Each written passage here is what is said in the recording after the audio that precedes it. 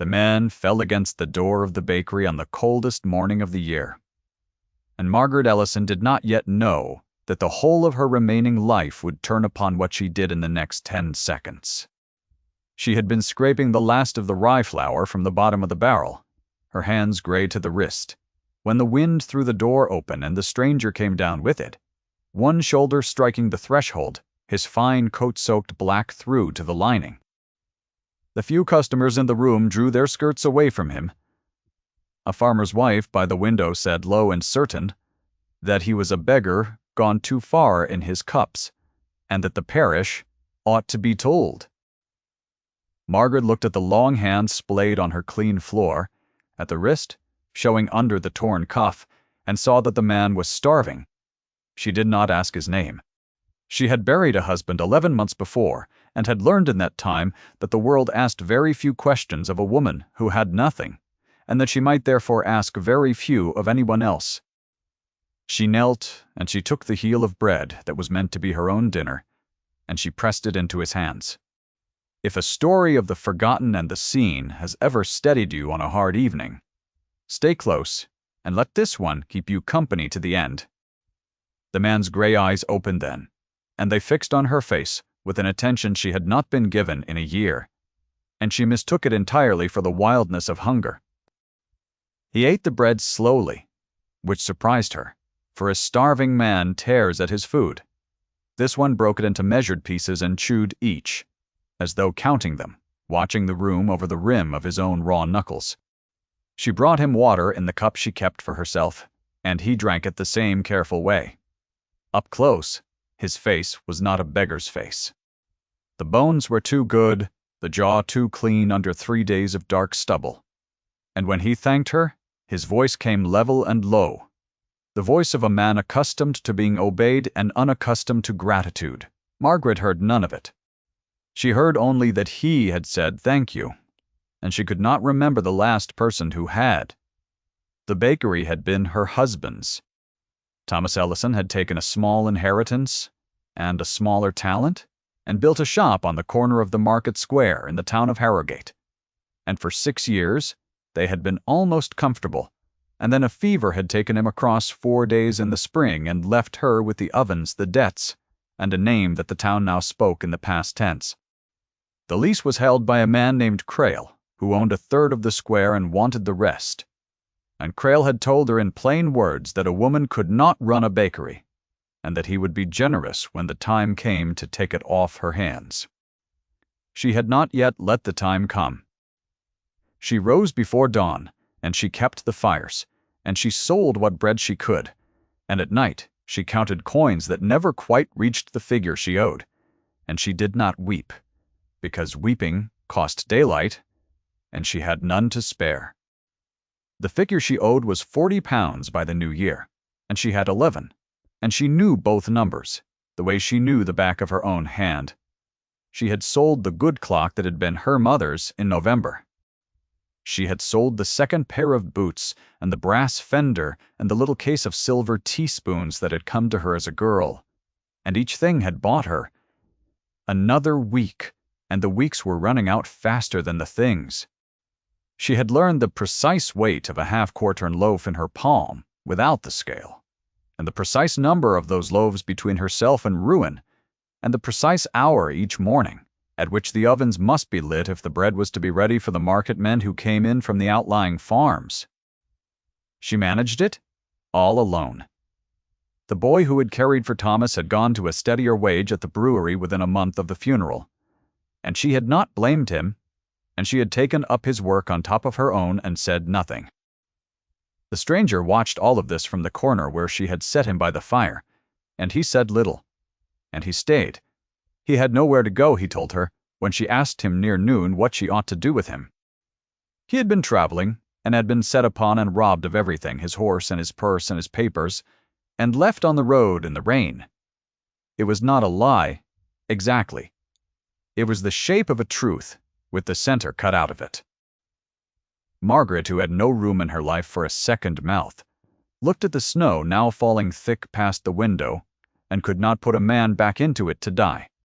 She told him he might sleep in the storeroom off the back passage, where the flour was kept dry, and the wall of the oven gave off its banked heat through the night, and that he might have bread and what else there was, and that she would thank him to be gone when the weather broke. He bowed his head to her as though she had granted him a great estate, and she frowned at him, because no laborer bowed like that, and she filed the small wrongness away with the others she was beginning to collect. To the town that winter, she was simply the widow Ellison, the one who had taken in a vagrant and would no doubt be robbed for her trouble. Mrs. Taida. Pruett, who kept the chandler's 2 doors down and had appointed herself the conscience of the square, said it to Margaret's own face across the counter, that a respectable woman did not house a man of no name, and that people were beginning to talk. Margaret weighed out the woman's candles and made her change, and said only that the man earned his keep, which was true. The stranger, who gave his name as John, and no more, had taken up the heaviest of the work without being asked. He hauled the flour sacks she had been dragging by inches. He mended the cracked oven door with a competence that did not fit a man robbed of everything. He learned the rhythm of her mornings and matched it. She did not understand him. He spoke like a gentleman and worked like a laborer, and ate like a man who had decided for reasons of his own to be exactly where he was. When she thanked him, he looked faintly pained, as though gratitude were a coin he did not know how to accept. Once, lifting a tray, his sleeve fell back, and she saw that his hands, under the new calluses, had never been a working man's hands. She said nothing. She had her own silences, and she respected his. What she did not know, what the whole town did not know, was that the man called John was Adrian Vane, the Earl of Westmere, and that he had ridden out from his own estate 3 weeks before with no destination and no purpose, sick to the bone of a life in which every face that turned to him turned for something. His father had died in the autumn and left him the title, The Lands, and a question that had no answer, which was whether a single person in his world had ever once looked at him and seen a man rather than an income. He had been betrothed at his father's wish to a woman who totted his rent rolls behind her eyes when she smiled at him. He had been congratulated and courted and flattered, until the words ran together into one long sound and one gray dawn. He had simply got on a horse and gone, telling no one, wanting only to be no one, and somewhere on the Harrogate Road, 3 men had obliged him by making it true. He had meant to send word. He had meant after the first day in the warm bakery to tell her who he was, and to repay her tenfold and ride home. He found, after the second day, that he did not wish to. For the first time in his memory, a person was feeding him who did not know there was anything to be gained by it. The widow Ellison gave him bread, believing him penniless. She gave him the chair by the fire, believing he could give her nothing back. He had spent his whole life among people who calculated, and here was a woman who did not, and he discovered that he would have hauled her flour sacks for a year to keep being looked at the way she looked at him, which was simply as one cold person looks at another. The wound he carried he had told to no one, and he did not tell it. Now he had a sister, younger, named Eleanor, whom he had failed.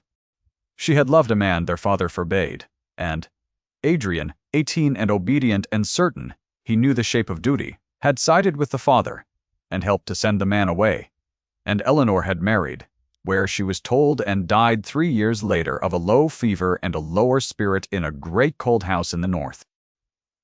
He had been told she died of the fever. He had always known she died of him. He kept her miniature in the breast pocket of the ruined coat, a small oval of a laughing girl of 17. And when the work in the bakery grew quiet, his hand would go to the pocket without his willing it, pressing the flat shape of her through the cloth, and Margaret saw the gesture and thought it a wound of the body, and never asked. The days drew the two of them into a rhythm that neither named. She woke him before light, with a hand on his shoulder, and he was up at once banking the fires while she mixed. They worked the long room in a silence that was not empty. He had a way of being near her at the moments she had grown used to managing alone, of taking the heavy end of a thing the instant before she reached for it, and she found that her body had begun to know where he was in the room without her looking, a thing she did not examine because examining it frightened her. Once, reaching past her for the high shelf, his arm came around her shoulder and his chest was at her back for the length of a breath, and she stood very still and felt her own pulse in her throat, and he stepped away and said nothing, and she told herself it was the cold that had made her shiver. He gave her a command, the first of several. She had been on her feet since 4 and had not eaten, and the color had gone from her face as she counted the day's takings at the counter. And he set a plate of the morning's bread in front of her and said, "Sit down and eat something." He did not ask. The words came level and plain, the voice of a man who expected the world to arrange itself around his sentences, and she looked up, startled, half ready to be offended, and saw that he had cut the bread and poured the small beer, and was standing over her with an expression that had nothing of insolence in it, and everything of a worry he did not know how to speak. She sat. She ate. He turned back to the oven so that she might do it without being watched, and she understood dimly that the hardness in him was a door and not a wall. The town would not let it alone. Krail came on a Tuesday, in the 2nd week of December. His greatcoat brushed, and his rings catching the firelight, and he leaned on her counter and spoke to her as a man speaks to a child who has wandered near a cliff. The quarter's rent was due at the new year, he reminded her, and the figure was beyond her, as they both knew, and he was prepared to be kind. He would forgive the arrears and take the lease, and she might stay on as his servant in the shop, which was, he said, more than a sensible man would offer. Margaret stood straight behind her counter and told him she would have the rent. Krail smiled and looked past her at the broad-shouldered laborer mending a shelf in the corner and said loud enough to carry that he saw she had found other means of keeping warm and that the parish took an interest in such arrangements. The room went quiet. A woman by the door drew breath. Margaret felt the heat climb her neck, and her hand closed white-knuckled on the edge of the counter, and she did not look at the corner where John had gone entirely still. He did not strike Krail. She half expected it and was half afraid of it, and instead the man called John set down his tools and crossed the room without hurry, and stood at her shoulder. And he looked at Krail with gray eyes gone flat and cold as a frozen river. And he said, "The lady will have your rent, and you will speak to her with respect." There was nothing loud in it.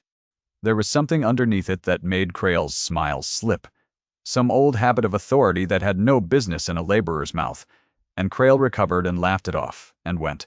But he went sooner than he had meant to. When the door had shut, Margaret turned to John, her heart going hard, and asked him quietly what he had been before he came to her. He looked at her for a long moment and did not answer. And she did not ask again. But the question stood in the room between them after that like a third person. She had a kindness in her that the town could not see, because it had decided not to look. There was a girl who swept the inn yard, a thin orphan thing of perhaps 12 named Bess, whom the innkeeper's wife worked half to death and fed on scraps, and Margaret had taken to leaving a loaf on the low wall by the yard each morning where the child could find it, and pretend she had not been given it, so as to keep her pride. She did this before light, when she thought no one saw.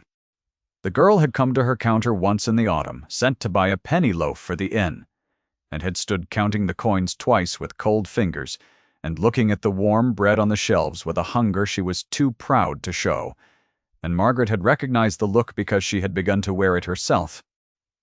And from that day, the loaf had appeared on the wall. She never spoke of it to the child never spoke of it to her. It was the one extravagance Margaret permitted herself in a winter that had taken everything else, the small daily insistence that she was still a woman who had something to give, rather than only something to lose. John saw. He had risen before her one black morning to fetch water from the pump in the yard, the bucket cold and ringing in his hand, and he stood unseen in the dark doorway and watched the widow Ellison, who could not pay her own rent, break that morning's bread, and set the larger half on the cold stone for a child who was not hers, and arrange it carefully, crust outward so the girl would not be shamed by the giving. She did not look about to see if she was observed. She did not do it for any eye. She did it the way she lit the ovens, as a thing simply required of her by her own idea of herself, and then she went in, and the door closed, and the yard was empty. and the loaf sat steaming faintly on the frozen wall. He stood a long time in the doorway after she had gone in. The cold water, forgotten in his hand. Something in his chest, which had been closed since a girl of 17 had died believing he had abandoned her, shifted a fraction and let in a thread of cold air. He had been given a great many things in his life by people who wanted something. He had never once, that he could recall, been near a person giving the last of what she had to someone who could not even thank her by name. He said nothing to Margaret of what he had seen. He began the next morning to leave a second loaf beside hers, baked from the portion of flour she allotted him for his own keep. And neither of them ever spoke of the 2 loaves. And the child grew less thinned, and a thing began in him that he did not yet have the courage to call by its name. Christmas came on toward the town, and, with it the assembly at the Westmere Arms, the great winter dance that the whole of Harrogate attended, gentry above and townsfolk below, and Margaret had no thought of going until John asked her. He asked it strangely, with a tension in him she did not understand. Standing by the fire with his hand at his breast pocket, he said she ought to have one evening. That was not work. She laughed at him, gently, and said a widow with a failing shop did not dance, and that she had nothing fit to wear.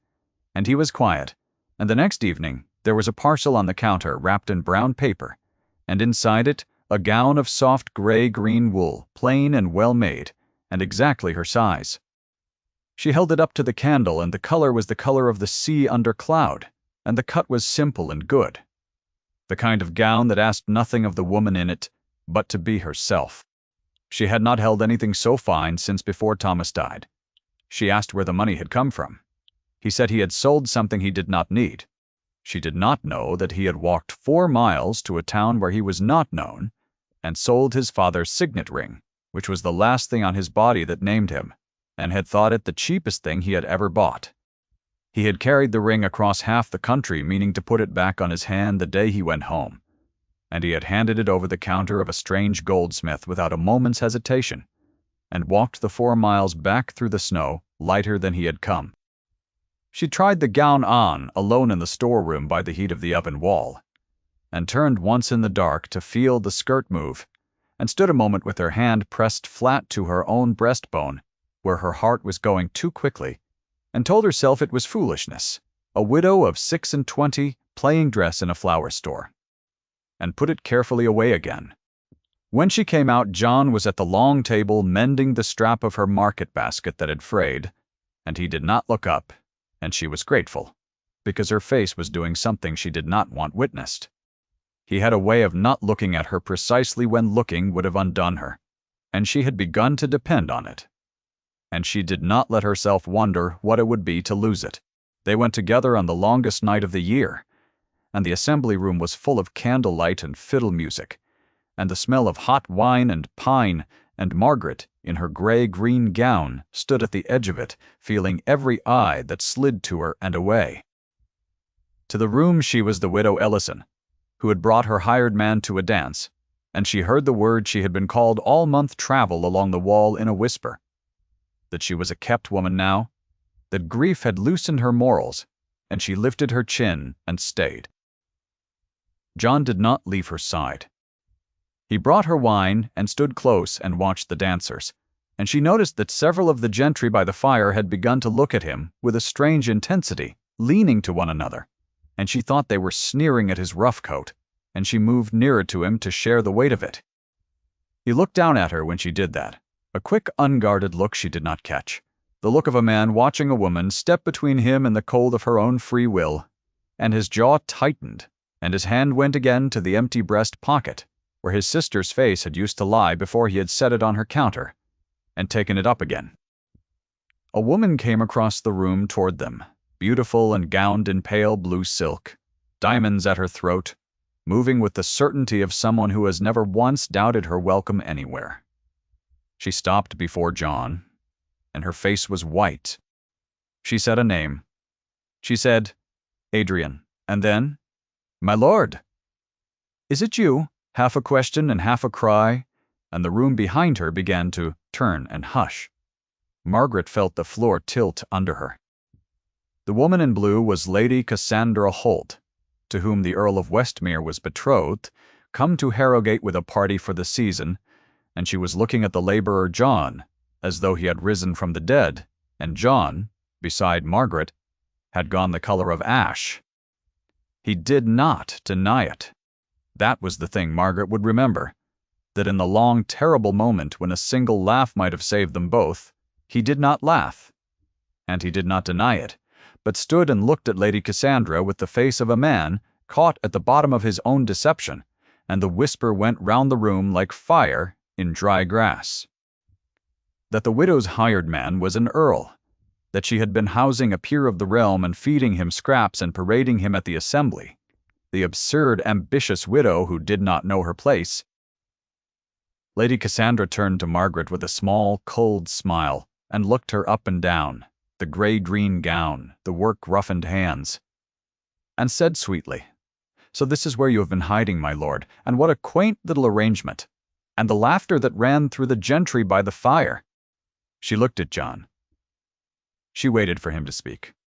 He said her name once, low, "Margaret," and she heard in it that everything the woman in blue had said was true, and she gathered the grey-green skirt she had been so foolish as to love, and she walked out of the assembly into the snow, and he did not follow her fast enough. She walked home through the falling snow with the cold burning her face and a worse cold underneath it, and she understood the whole of it, now the good hands and the level voice and the habit of command, the gentleman playing at being poor in her warm bakery for sport, and she understood that the look she had thought was hunger had been amusement all along. The great lord diverting himself with the widow who fed him. She let herself into the dark shop, and she did not light a candle. She sat by the dead fire in her good gown, and she did not weep, because weeping cost daylight, and there would be a great deal of daylight to get through. Now alone. He came an hour later. She heard him at the door and did not move to it, and he let himself in and stood in the dark, and began to speak. He told her his name. He told her the title, and the dead father, and the betrothal arranged like a transaction, and the morning he had ridden out wanting to be no one. He told her he had meant to leave and had not been able to. His voice was not level now. It had cracks in it she had never heard.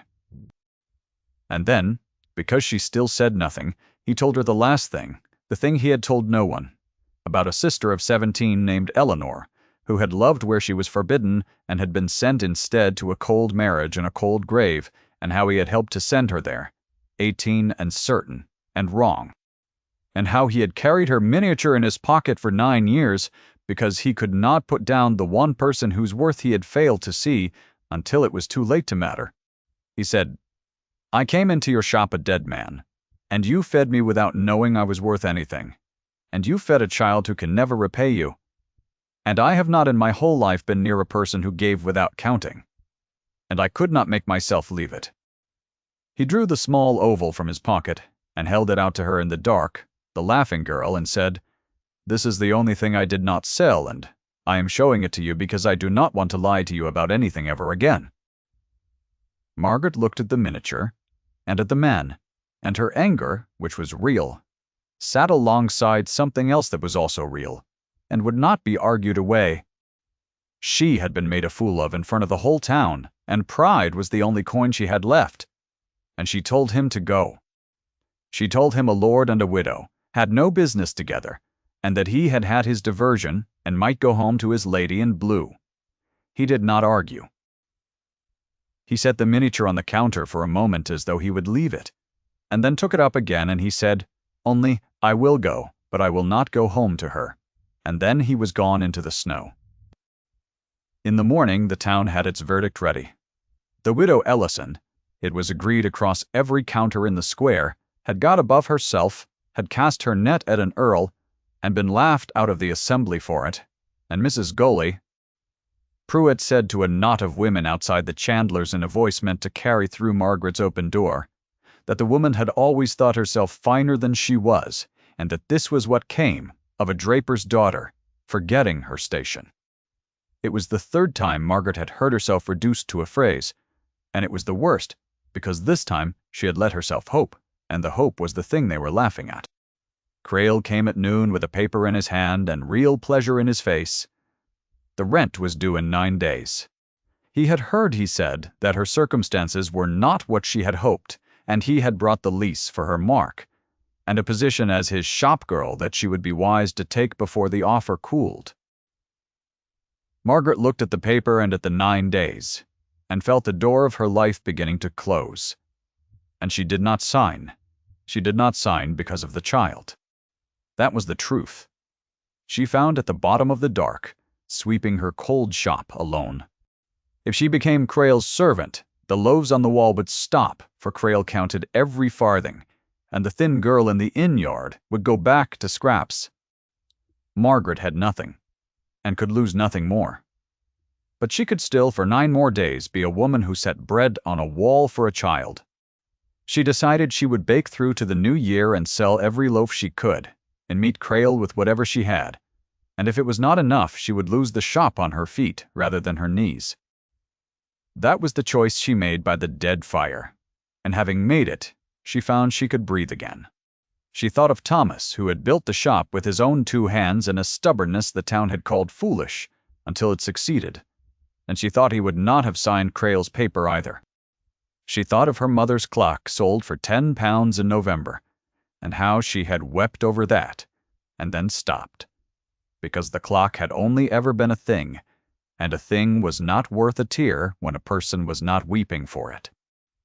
She had given away a great deal this winter, and learned each time that she was still standing afterward. She thought she could give away the shop, too, if it came to that, and still be standing, so long as she gave it away upright. She rose the next morning before light, and she set the larger half of her own bread on the cold stone wall, and she went back inside to her ovens.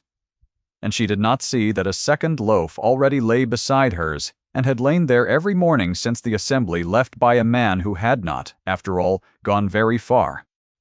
He had taken a room at the inn, under his own name. The Earl of Westmere, it was now known, was lodging in Harrowgate, and the town did not know why, and Lady Cassandra's party assumed he had come to his senses, and would shortly return south with them. He had no such intention. He had written 3 letters. The first was to his steward with instructions. The second was to a solicitor in London, a careful man named Pell, who had served his father, asking him to come north at once, on a matter of property. The third he did not send, but kept folded in the pocket where the miniature had been, and it was addressed to Margaret, and he had not yet found the courage to deliver it.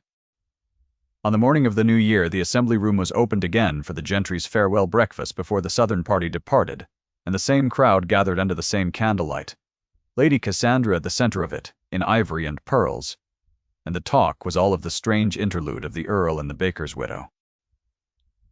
Told now, as a comedy with a tidy ending. Into this room, at the height of it, came the Earl of Westmere, dressed at last as himself, and behind him a small, gray-haired man in a lawyer's black, and the room turned to him with delight, certain he had come to take his proper place. He crossed the floor.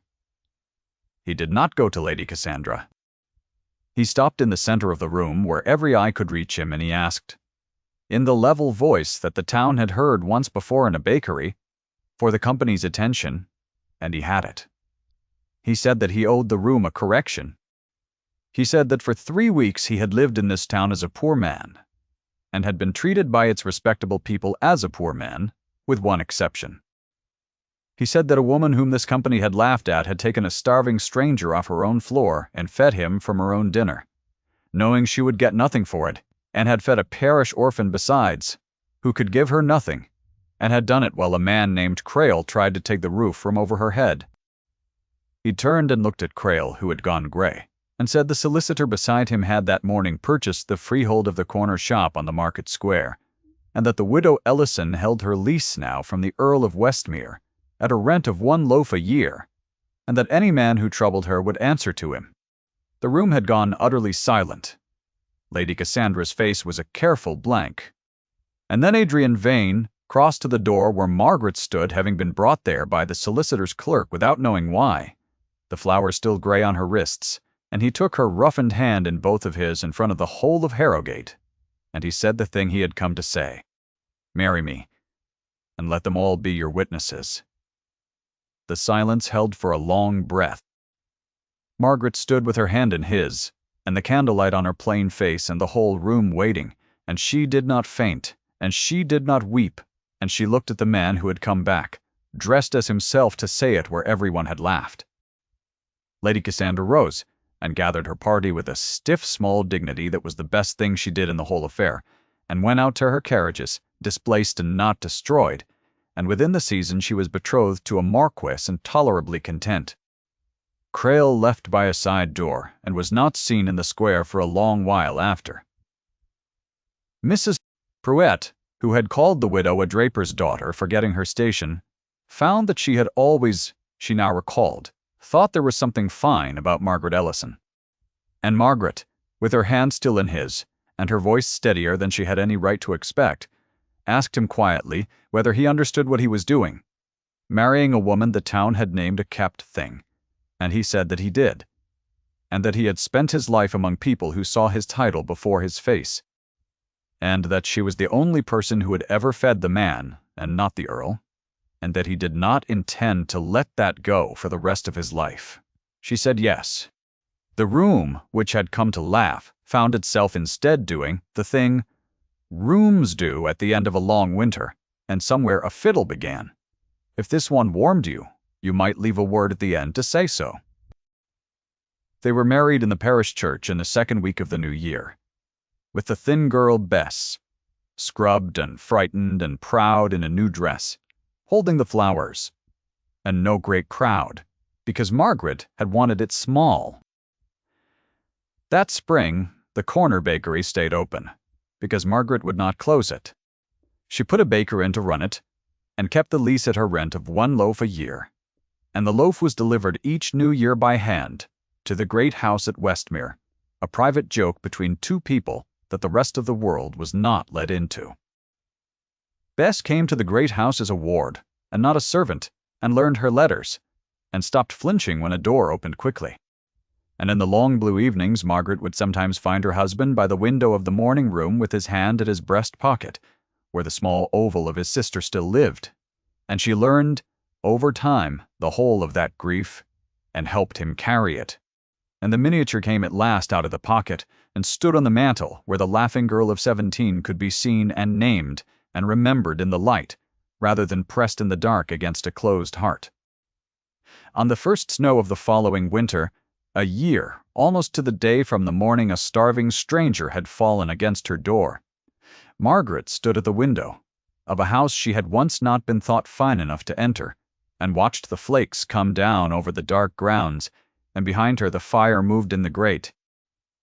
And on the mantel, the small painted girl smiled out at the warm room. Her husband came and stood at her shoulder, the way he had stood at her shoulder in the bakery, before either of them had a name for it, and took the heavy end of nothing at all, only being near. The snow fell, the fire held, and the loaf for the new year sat wrapped on the table by the door, ready to be carried, as it would be carried every year of their lives, from the woman who had once had nothing to the man who had once pretended to. Thank you for staying to the end of Margaret's story. If a quiet kindness in your own life has ever come back to you when you least expected it, that was the thing this story was about, and I am glad you were here for it.